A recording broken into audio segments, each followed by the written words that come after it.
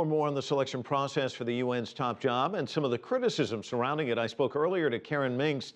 She's a political science professor at the University of Kentucky. She's also the co-author of the book, The United Nations in the 21st Century. It explores the foundations of the UN and the issues facing the organization today. There is no rules. There are no procedures. And so in that sense, what has happened over time is that it is dependent in part on the regional groups that operate within the UN General Assembly to put up candidates. And then it is a political process. Now, oftentimes it doesn't come out to an actual vote, but a major power would make it very clear that a potential candidate would not be acceptable to them.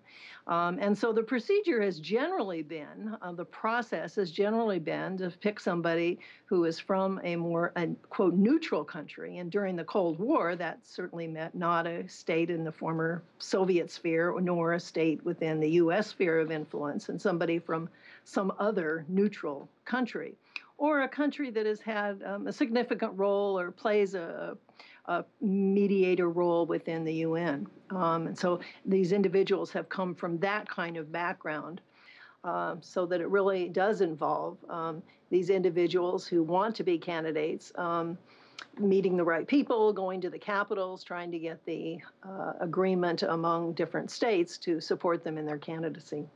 There's been a call, though, dating back to 1997, in fact, a number of resolutions that haven't gone anywhere about greater transparency. Do you think there will be greater transparency moving forward, or are the members pretty happy with the way things are now?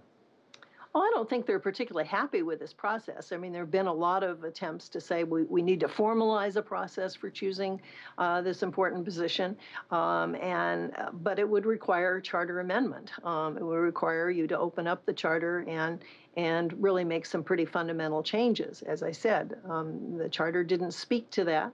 As a lot of constitutions and charters don't speak to the details of how an electoral process should be run.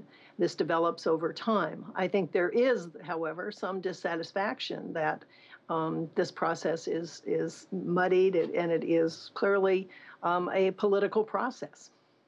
Let me ask you this. As you look at the world landscape, I mean, we have Ebola, we've got ISIS, the situation in Ukraine, Syria, the refugee crisis.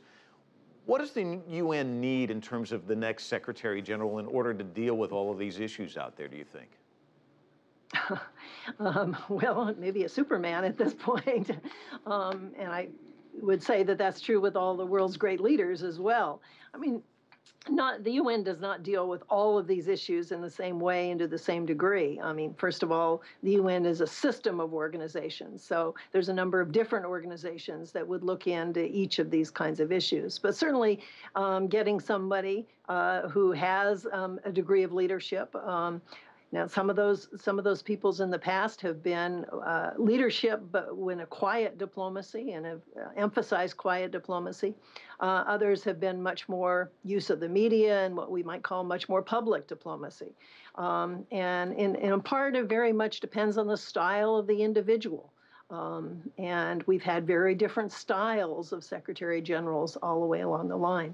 But it is really clear that they must have the support of the major the major contributors, certainly the financial contributors, which include the United States, but it will also include the major powers that are on the Security Council. Karen Mingst joining us earlier from Kentucky.